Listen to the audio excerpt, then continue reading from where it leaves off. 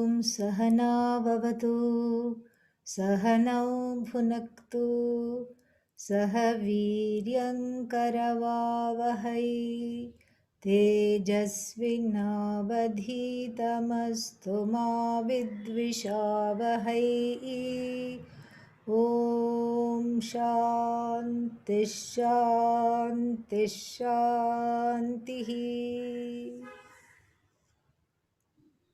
How is the sound? Is it okay?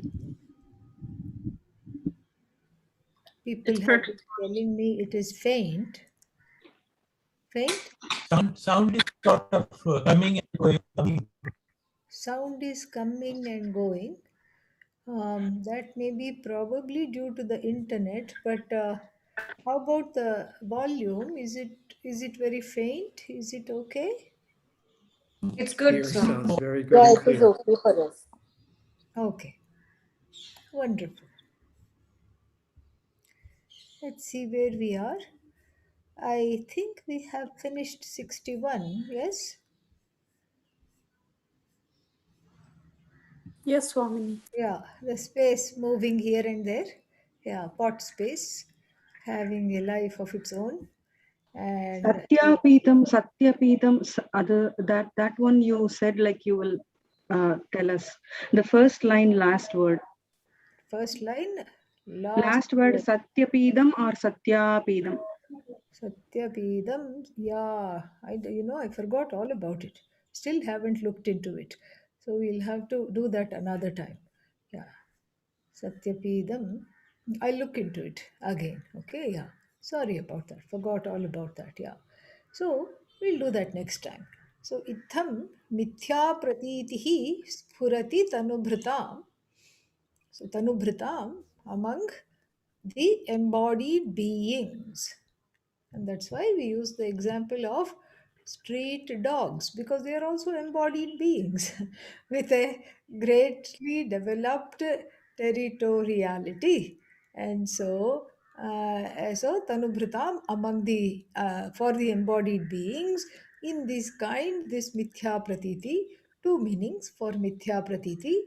One is that simply it's a wrong Pratiti, wrong cognition, and Mithya Pratiti also we can take the specific Vedanta definition of mithya, and this cognition of mithya, that space moves around and space is big, space is small, space is fat, space is tall, space is tall, etc. This is, this pratiti, which is, because that space is seen as identified with the upadhi of the pot, etc.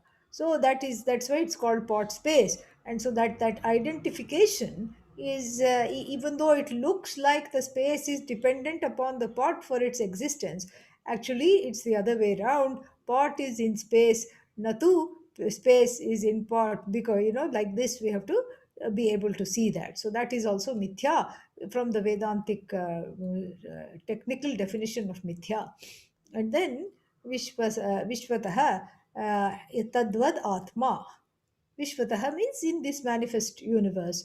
And so too the Atma squeezes itself into an earthworm. What to talk of in a microscopic bacteria, and wreaks havoc on the human body. Very powerful. Yeah. So many technological advances and everything. But we don't know what to do with these bacteria that are getting stronger and stronger every day.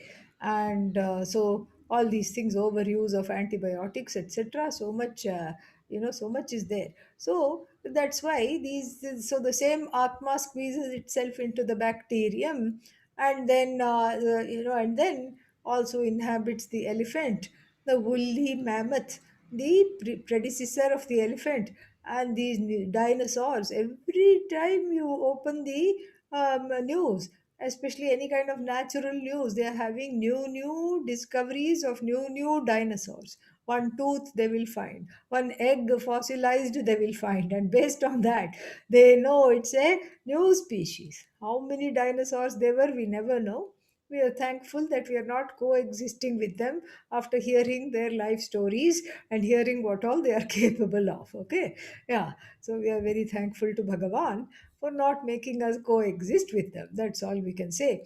And then, so this way, the Atma is there, so the Upadhi, very important, because the word Upadhi, itself has a definition. Upa samipe tisht, sthitva, upa samipe sthitva, having, staying near something, and staying near something, it adadhati, that is where the dha comes from. Adadhati, it gives. What does it give? It gives its form or something to something else other than itself. It lends its form. That is why it is called upadhi. Like I said, it's very, very difficult to translate the word upadhi. And if you translate it, what will happen? It will just sort of say, you can just say upadi. That's all you can say. So this is the thing. So upa samipe sthitva, staying near something. What does it do? It lends its qualities, swadharma. It lends its swadharma to something else. That is what is called upadhi. And so it lends its dharma to something which is unlike itself.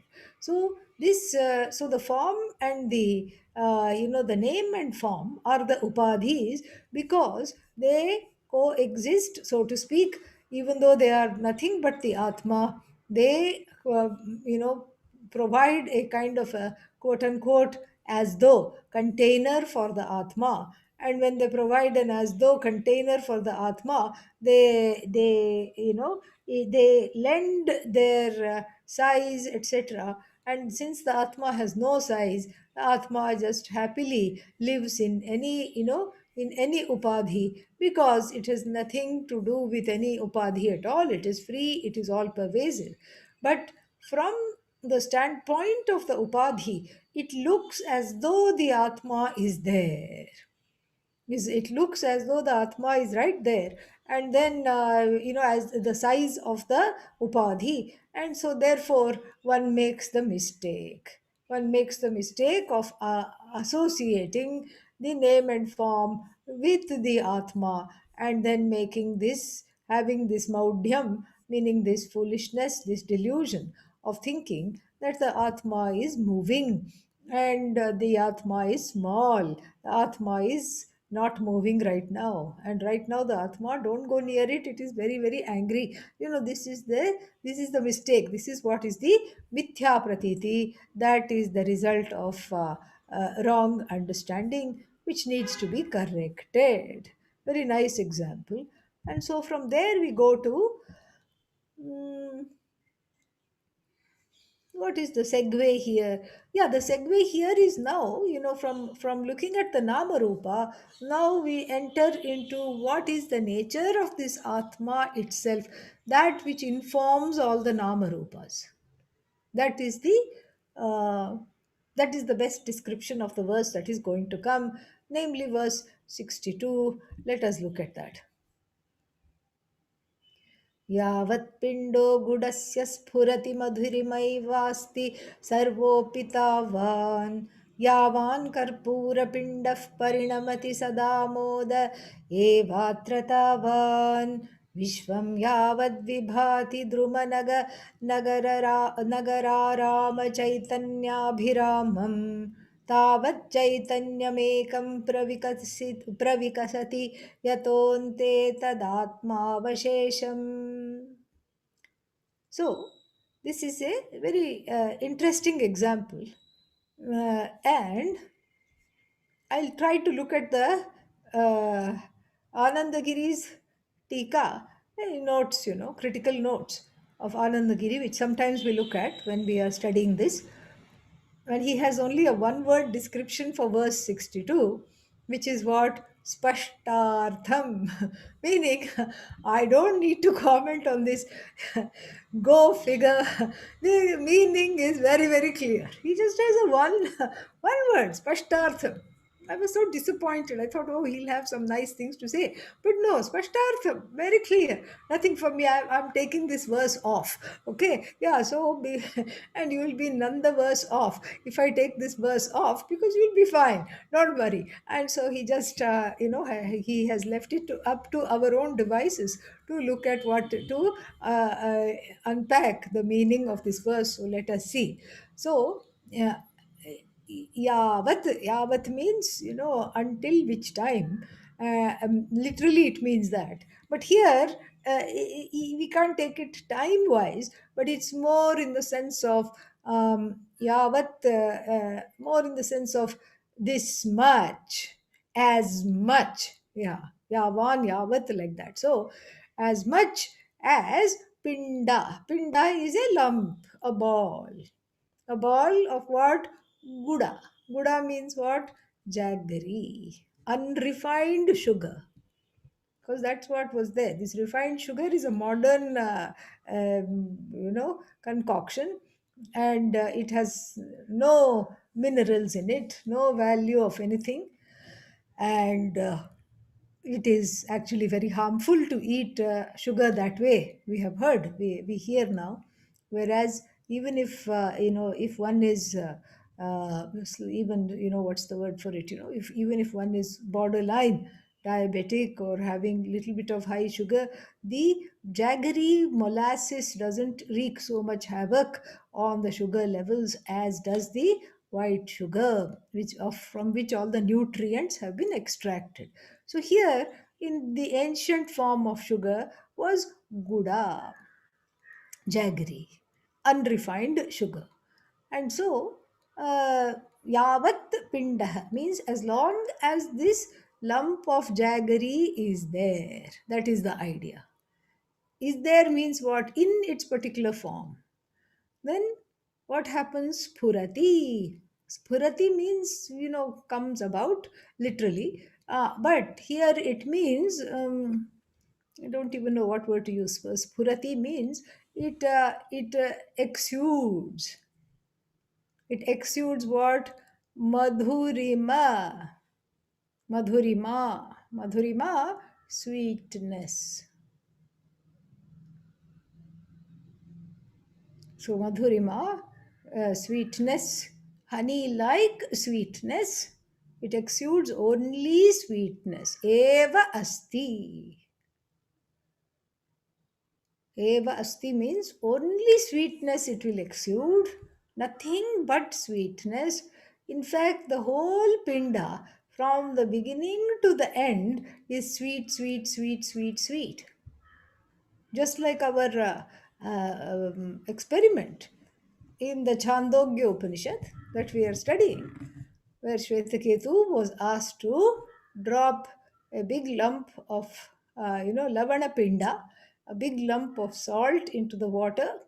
That was his class work in the evening class, and class was dismissed. Om Purnamadaha Purnamidam was said, and then he was asked to present himself to the father the next day. And the father simply said that big lump of salt happened to be a Himalayan salt artifact which was very beloved to your mother.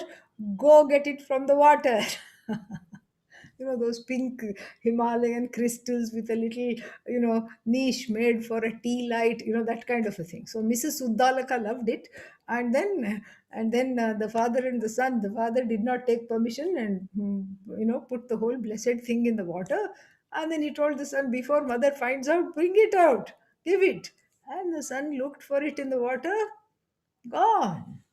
Shvetu could not do this, could not get the salt crystal out. And then the morning class had another experiment. What was the experiment? Sip a little water from the top. Okay. And then what is it? Katham? Katham? How is it? Salty. And then sip a little water from the middle. Salty. Sip a little water from the end.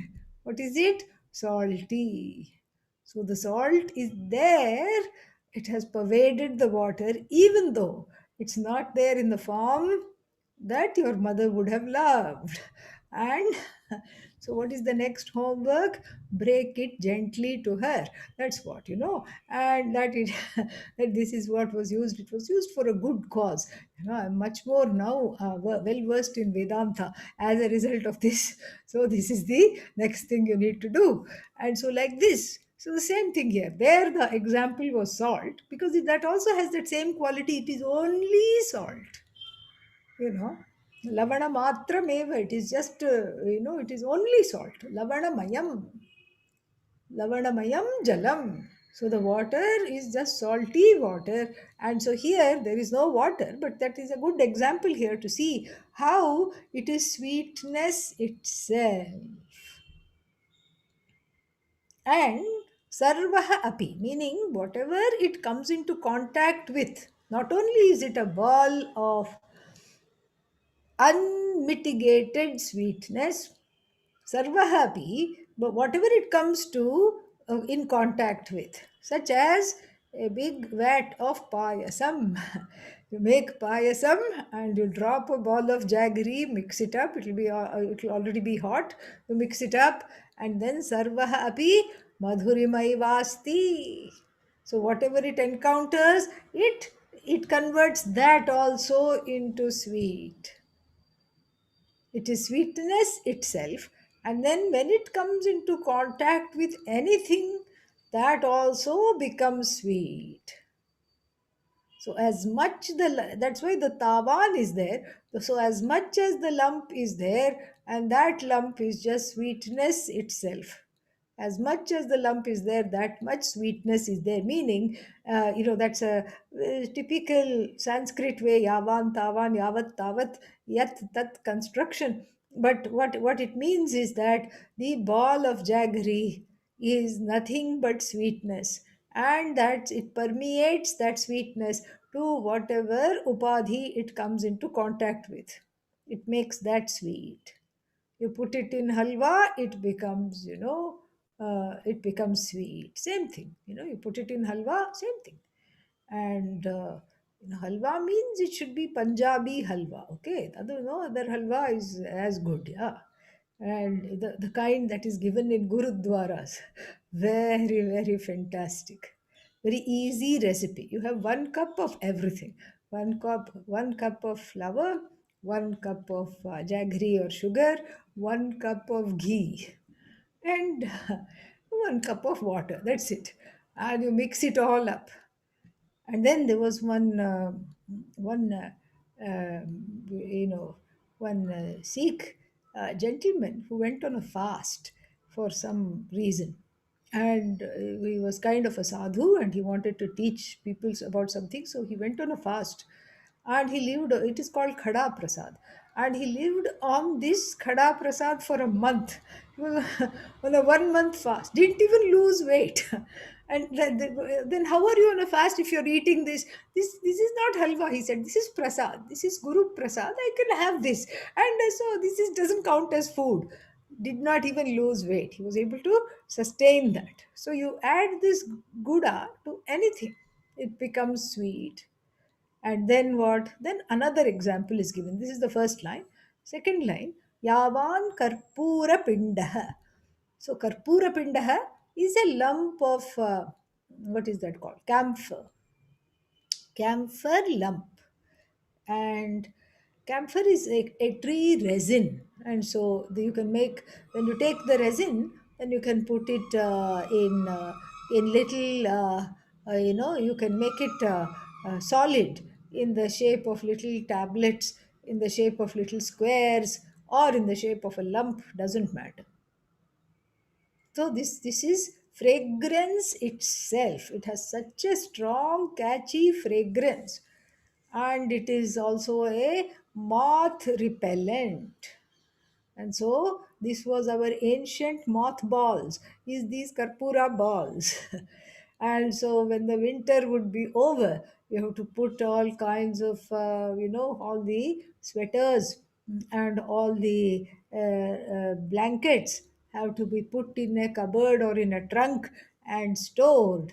These were the two things. One was the trunk or the cupboard shelves would be lined with neem leaves, and in between you would have these camphor put, and not a single moth, silverfish, nothing would come to just preserve, because those, this, the fragrance of this karpura would drive away. They are not very fond of this smell. And so they would say, okay, let us go to a modern house where this karpura is not kept. So they would go next door or they would go somewhere else. And so here, the example is this, that it is nothing but fragrance, nothing but fragrance. And so, yavan karpura pindah parinamati, it transforms into what? Sada modah, a delightful fragrance. Eva atra tavan. Eva atra tavan means that much is its life, that much is its history, that whatever it comes into contact with, it makes it into a delightful fragrance. It lends the fragrance. And then, what else? Let us see the whole verse, the meaning, before we get into the, let us see the drishtantas before we get into what it exemplifies. So, Vishwam Yavat Vibhati, until which time the manifest universe, Vishwam, Vibhati, Vibhati means shines. Shines means can be objectified, can be appreciated, is available for various means of knowledge like sight, sound, etc. So until which time the universe is available for appreciation along with its various names and forms. Let's see what they are. Druma, trees, flora, and naga. Naga means hills, mountains. Druma, naga, nagara, townships, villages, cities. Arama. Arama is a place of refuge where you can, take a break and revel in yourself. And so Arama, Nagara Arama is let's say a temple.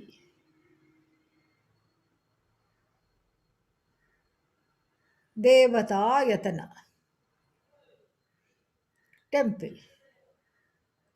And so it's a temple because you may have some rest when you go when you see a movie. You may have some rest when you go to the mall. You may have some respite from the slings and arrows of samsara. But in the temple, you can truly be yourself, because when you look at the murti of Bhagavan, when you look at the icon that represents Bhagavan there, what happens? You relax. The devotee in you relaxes. And so Chaitanya Abhiramam, Chaitanya Abhiramam, because this Atma Chaitanya, this self-effulgent Atma, this consciousness that is you, is the true source of revelry. That is where you revel. This Abhirama, you revel. Abhitaha, right? You revel everywhere. And so this Rama is activated in the presence of that Rama in front of whom you are standing. That is the idea. So the temple, especially usually it is put in by the banks of the river, on a hilltop, etc. That's why Indians until recently did not have the concept of going on a holiday. Holiday was not a aspect at all. What is holiday? You go and visit some relatives, stay and eat for free. That was a holiday. Okay. So that was a holiday. You don't really spend on all that. Or you go to a pilgrimage. That was the holiday. And then you take a naturally, like you go to, you go to Suchindram, all these places, beautiful. You go to the temple by the beach. Naturally, after seeing the temple, you will take a beach walk before and after. As long as you're there, you take some beach walk, or you climb the hill to go to the temple, like Balaji temple in Tirupati, Palani, etc. You go there, and then so what happens? So you're already in nature.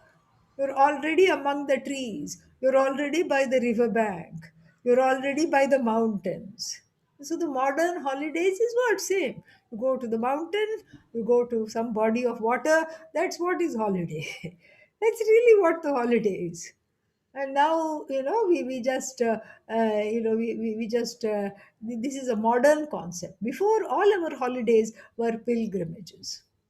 And so when you stand in these kinds of a thing, you go to Badrinath, you go to Kedarnath, all these places, very pristine, unspoilt, and then you stand there, and then you are in a very, unadulterated way. You are in contact with yourself.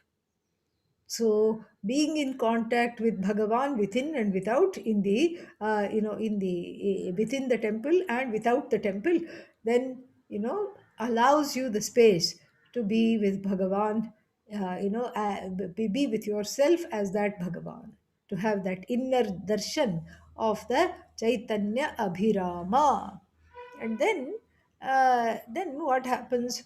So this Vishwam, this universe, which has all these names and forms. It has trees, it has mountain, it has hills, it has townships, it has ashrams, it has places of refuge like temples, etc., where what shines really is the seer, the Chaitanya, the consciousness of that seer, the one that is watching, that seer alone shines. Tavat Chaitanyam ekam pravikasati. So, as long as the manifest universe is there, until that time, all that is there is this Chaitanya alone. I'll explain all this, but let us just see the thing. Yataha ante tad atma avashesham. And in the end of what? End of the pilgrimage? No, no, no. End of the universal. When the universe as a pilgrimage folds up, when this universe goes back into a state of unmanifestation, what is left? Atma alone is avashishtaha. Atma alone is. This Chaitanya alone is. So, this is the idea. So, the very beautiful verse. Let us look at the meanings in little more detail now. So, this Gudasya Pinda, the ball of jaggery, which imparts its sweetness to everything that it comes into contact with, is called, is called as the Satta, existence. Usually, Sat Chit Ananda, Atma is known as Satchidananda. So, this is Satta, existence. Because just like Shvetaketu tasting the salt from the bottom of the bucket, from the middle of the bucket, from the top of the bucket, knew the existence of salt through a different upayantarena, through a different means. He knew of the existence of salt, even though he could not hold it or see it.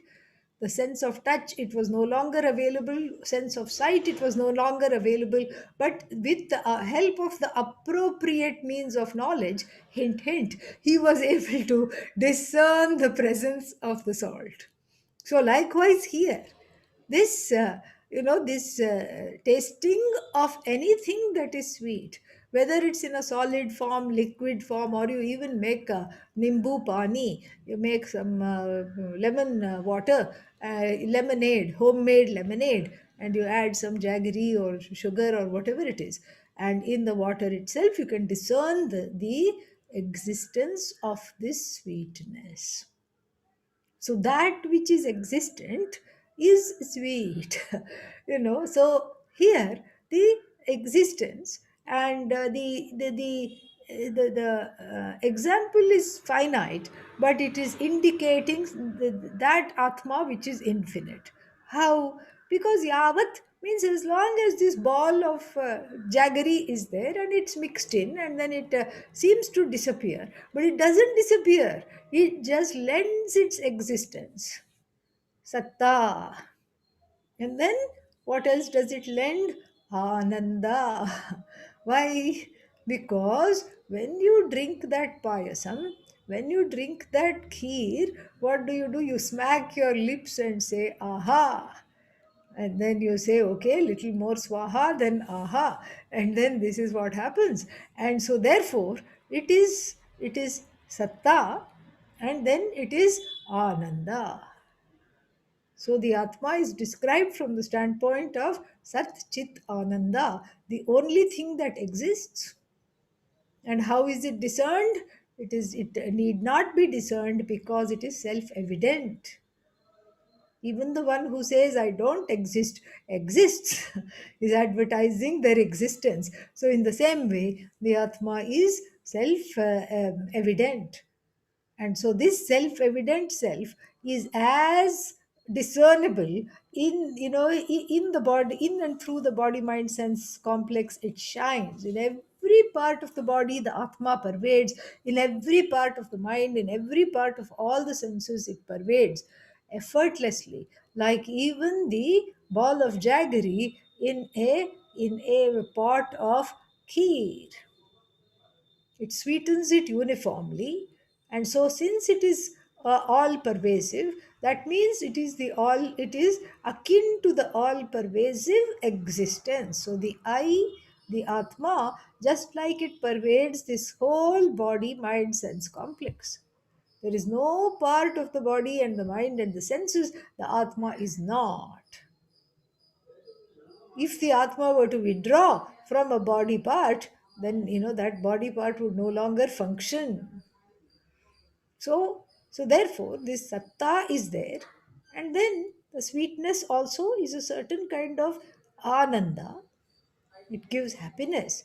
And so that ananda is indicating that all pervasive existence which is limitless, which is forever, and that forever alone gives joy.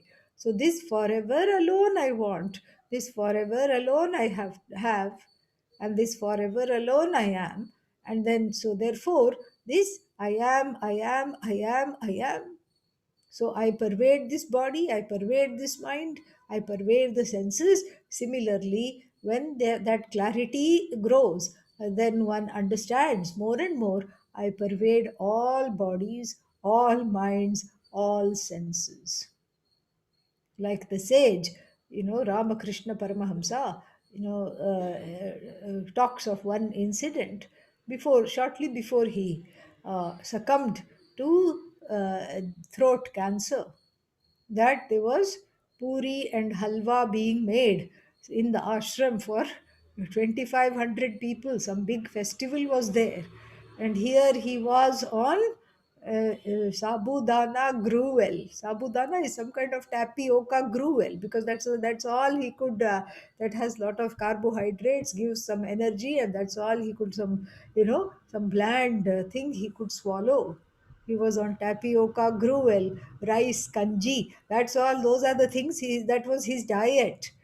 And the smell of the halwa being made in the ashram and the smell of puris being fried wafted his nostrils. And he had a rare moment. He was, he was hijacked by a rare moment of self pity, and he prayed to the mother goddess, what have you done to me here in, right next to my room where the kitchen happens to be? So much halwa is being made, so many puris, can't taste even one of them. And he narrated this by saying that, the mother goddess cuffed him on the ear and said, Murkha, how foolish can you be? Can't you see that you're eating through not one but 2,500 mouths? Can't you see that? Can't you understand that? And then in a minute, he said in a second he was completely in a trance, and he had so much peace and clarity. He this incident is written in that Gospels of Sri Ramakrishna. Very beautiful story.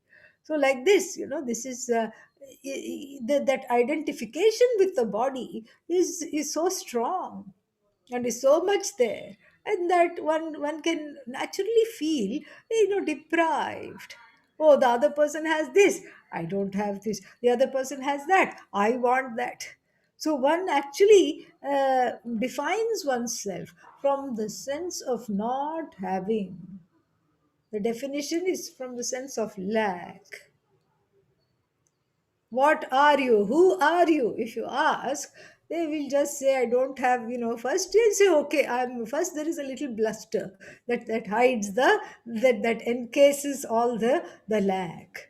I am so and so, I'm this much tall, I'm a director of this company, or this is what it is, or I'm the boss at home, or both. All these things first come out. And then what? I don't have this. I wish I had more of this. Somebody else has this. One defines oneself by identifying with what one does not have. And so this Guda, the example of the jaggery, is it shows that sweetness which is the Atma, the all pervasiveness which is the Atma, and the only source of existence which is the I alone is, and it pervades the entire universe of names and forms. And so the eye is not skin deep. Why do you say skin deep? Because the eye is cognized wherever there is skin sensation, the sense of touch. So the knowledge of I is not skin deep. That's why you say I end till here. Why are you using the middle finger? Because it's the longest one. And so I end here. After that, no sensation, not me, not me, not me, not me, not me. And then if you're sensitively attuned, people sometimes say, oh, I can feel the aura, and the aura is felt, I suppose the people say 3 inches above the skin. And then, and if you go to sensitive people, they will say, oh, your aura is combed the wrong way, it has been rubbed the wrong way. Let me rub it the right way. I don't know if it's a placebo effect or what. People start feeling better immediately. Plus, there is also some vairagya, because nothing comes for free. So you pay to have your aura combed. But then, so then the eye is not skin deep. The eye extends beyond. Whatever you touch is I, whatever you sense is I, whatever you spy is I. I spy with my own eyes. What? Myself. That should be the answer. Whatever, these children play this game. Something red. What is that? You. Something blue. That is you. Something big. You. Something small. You. I spy, I spy means I sense, I understand that I is all pervasive, like even the lump of jaggery, which is no longer available in the form of a lump in the kheer. In the kheer, if you look for the jaggery, it is not objectifiable. You put a drop on your tongue, however, and you are transported. This is the definition of Ananda. So, therefore, the Satta and Ananda, if from the standpoint of Satta, existence, and then Sat and Ananda are both talked about here. And then, so this is the example of Guda. Then the other one is Guda Pinda and the other one is Karpura Pinda. And this Karpura Pinda has a heady fragrance. It too is all pervasive. It too is Ananda. But then it also is talking about the even more subtle, from the standpoint of one's understanding, even more subtle standpoint of understanding the Atma as Chit. Chit means what? Knowledge. The word knowledge is a sakarmaka dhatu. It is a transitive verb. So, knowledge of what? It begs the question. But here we have to take it as what is called bhava sadhana. Bhava sadhana means if from an abstract standpoint, knowledge that is free of the knower, free of the status of the knower, pramata, free of being an object of knowledge, prameya, free of being even the means of knowledge, pramanam. Because in every cognition, this split is naturally there. That's how you come to know things. In every cognition, this split will be there. Jnata, jnanam, jneyam. Drashta, and then that which is seen, drishyam, darshanam. Pramana, prameya, pramata. Seer, seen, mode of seeing, knower, known, mode of knowing. All that's why the universe is experienced discreetly. One finite object at a time, one can contact. So the universe is experienced discreetly, one object at a time. That's why there is frustration. Why? Because the I is wanting to experience everything at the same time. And it is just not possible to experience everything at the same time without understanding the truth of the experiencer. What is the truth of the experiencer? The truth of the experiencer, the content of I as the experiencer, is that I transcend the status of the experiencer. Experiencer I am, no doubt. I am not just the experiencer because the Atma is not outside of the object of experience. So Atma is object, Atma is subject, Atma is the means through which the subject cognizes the object. Atma is everything. How can Atma be everything? Because it's not any one thing in particular.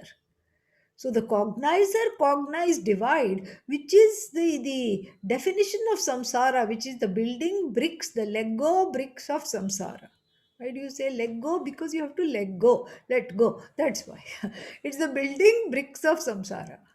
This whole idea is that the discrete cognition, and that's why one likes certain objects and certain other objects one does not like.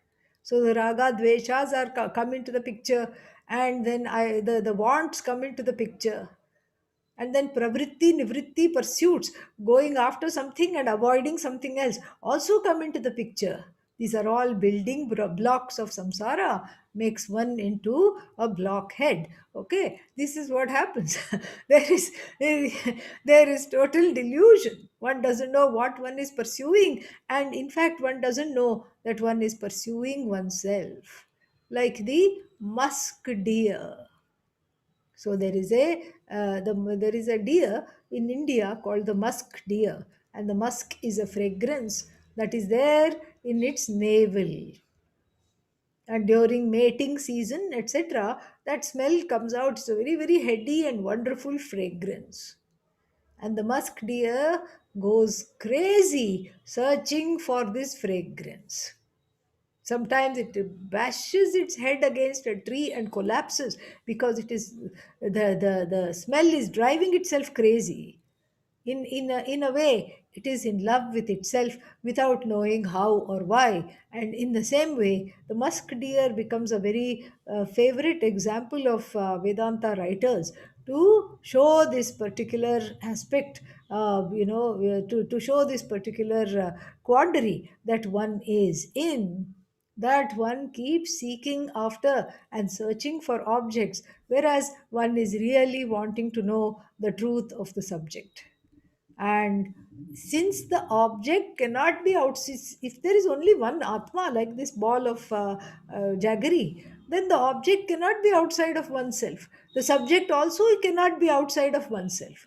So then what is this? The subject object cognition, pratyaya, pratiti, the subject object, what is that called? Cognition, or this understanding, is an as though difference. That same Atma masquerades as the subject. And since it is timeless, it doesn't take time to change the costume into becoming an object. It's like a one person show. You just have one person coming out into the stage under the spotlight in various different costumes as the hero, and then has some dialogue, and then goes away, comes back as the villain, and then has another dialogue, goes away, comes back as something else, as the sage, and then has another monologue, dialogue, whatever, and goes away. So unlike the atma doesn't go away. Why? Because in this one man show or one person show, that same person has to go change the costume, come out again, change the costume, come out again repeatedly.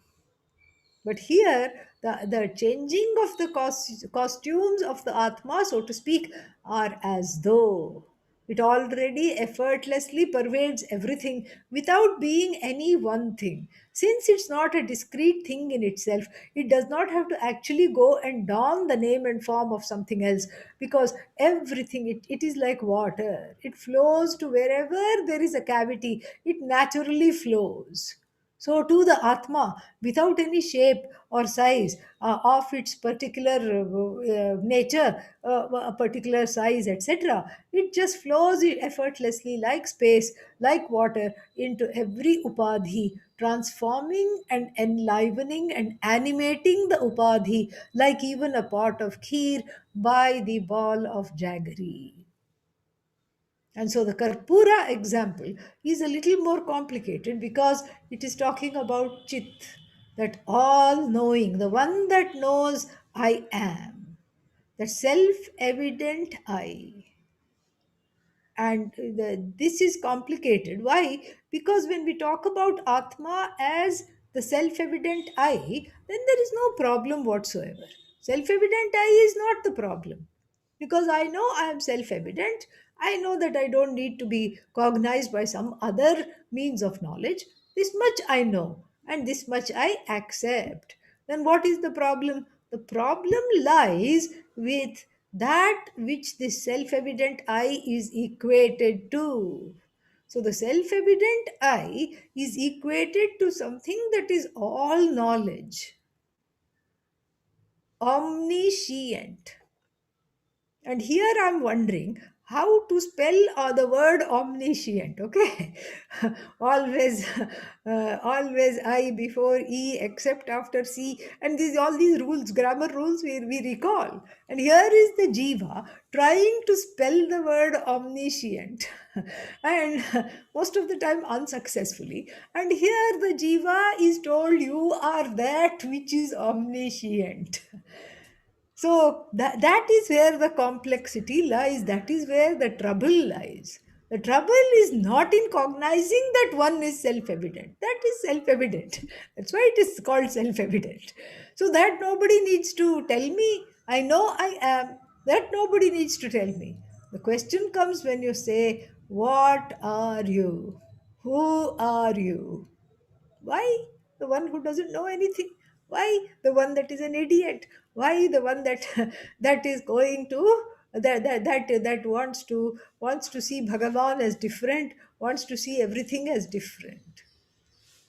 So Bhagavan is all knowledge. One doesn't have a problem there. Also, conceptually, you can say, okay, Jagat Karta, the one who has made this big vast universe of so many, Druma, Naga, Nagara, Arama, all these things, various, townships, cities, and everything. So I don't have a problem with that.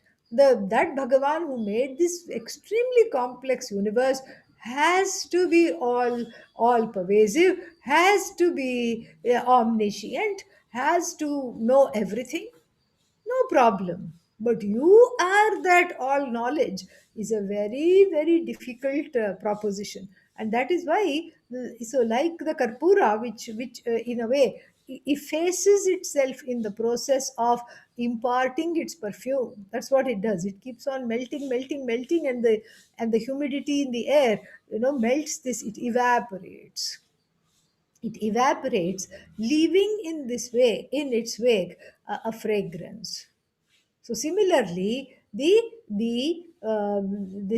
chit also is not at all objectifiable, because the self-evident I is told that it is all knowledge. How can I be all knowledge?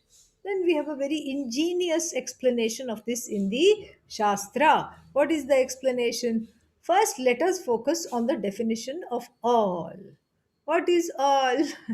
All is what all I know plus what I do not know is equal to all. What I know, what I don't know is equal to all. Okay, then do you know what you know? Yes, I know what I know. Do you know that there are many things you don't know? Yes, yes. So then you are all knowing. Sarvagya. No, no, no, this is cheating. This is not cheating. It is actually bringing something to light which needs to be looked into. And what is it that we are bringing to light? Because behind the self evident I, don't look back, okay? It's behind only, proverbially speaking. So, behind, underneath, etc., these prepositions are very complicated to use, but we are constrained to use them sometimes. So, let's put it this way: what informs the self evident I is all knowledge. Because when you say I am, then if I say, how do you know you are? You say, I know I am. And this I know I am, you test it out in 100 different ways, in 1,000 different ways. It never becomes, I don't know. There is an I know which never turns into I don't know. I know I am. But what about I don't know Chinese language? I don't know Mandarin. What about that? Well, do you know that you don't know Mandarin? Yes. This is where that chit, all knowledge. This is all knowledge. You are that all knowledge, because you know what you know also all the things you don't know, and this I know at the ontological level never turns into I do not know. And that is what is signified by this maddening what is that, this maddeningly present camphor. But you look for the source of it, it has evaporated. Like even the jaggery is no longer there as a lump, but is there in the object that it has graced. And similarly, the karpura is much more subtle, and it is there in the air. It wafts in the air in which it is, without really doing this, without being objectified. And so that also is Ananda. Sada modaha eva atra tavan. Both are Ananda. Sat is Ananda, Chit is Ananda, Satchidananda. Why is Chit Ananda? Because in this knowledge that there is nothing I don't know, there is great happiness. Yeah, there is a sense of limitlessness. That's why one cannot stand ignorance. Not just self ignorance, ignorance of anything that one cannot stand. One hates to be ignorant. You're talking to some friends and you're trying to recall the name of a song or a movie, and it is right there on the tip of the mind, but it is not coming out. And that's how all the smartphones make their money, because that's why you can just quickly look it up. Yeah, Google this. What is the name of this? What is the name of that? What is the name of this flower? What is the name of something I don't know? And immediately you need to know. You cannot stand yourself as ignorant. That shows that you are all knowledge anyway. And we're not talking of knowledge of particulars. That is Bhagavan's job. That's why he's called Sarvagyaha, all knowing. You are also Sarvagyaha. Bhagavan, in addition, is called Sarvavit, knows everything specifically in particular, knows Greek, knows Chinese, knows all kinds of languages, knows all kinds of things everywhere. You don't need to know all that. You just need to know that I know that that self awareness never turns into ignorance, and this is what one wants, and this is what is called chaitanya abhiramaha, and that is the truth of oneself. And then this is so this satchidatma, which is ananda, and then ekam chaitanyam pravikasati, in and through all the names and forms, Druma, Nagara, Nagara, Arama, etc. There is only one consciousness, one Chaitanya. Pravikasati, blossoms. That alone blossoms. That blossoming is the blossoming of the knowledge within the heart. Like the lotus naturally and effortlessly opens in the presence of sunlight. So when the sun is there, you have this wonderful opened lotus. And as the sun sets, it closes.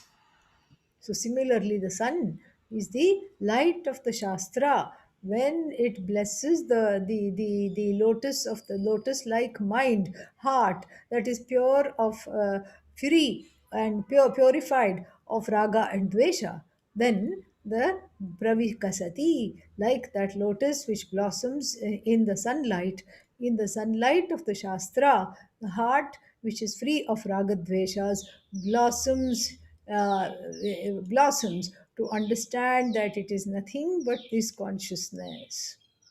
And yataha ante, why? Because yataha gasmat, when ante, at the end of the cycle of creation, when all the names and forms withdraw, when the atma withdraws itself from all the names and forms perish, what is there? Atma avasheshaha.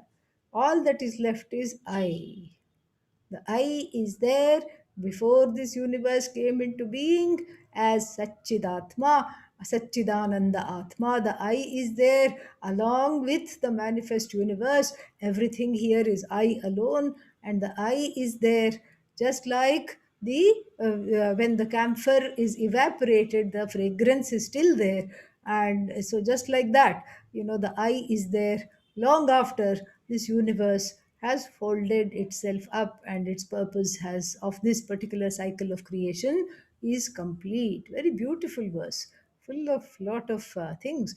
And so here the very nicely subtle examples are given to understand this. Very, very nice. The next one is from the Brihadaranyaka Upanishad. The Brihadaranyaka Upanishad in the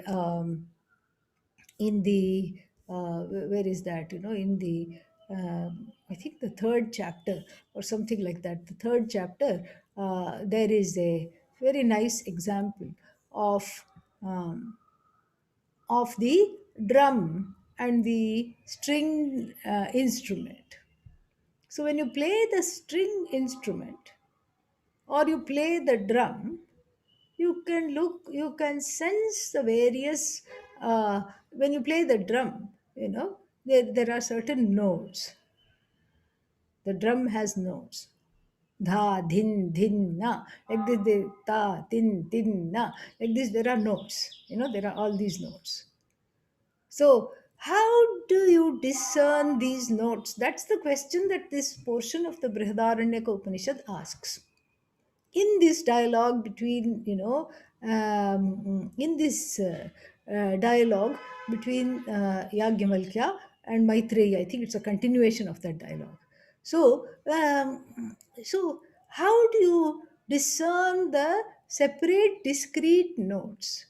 Similarly, a vocalist will also be singing these certain notes, and then you discern the various notes. The answer is given musically because there is a constant note. There's a constant note that is pervading the entire melody or the entire dhun, or the tune, or the entire performance of this particular percussion instrument, like a tabla. And there is something which is very very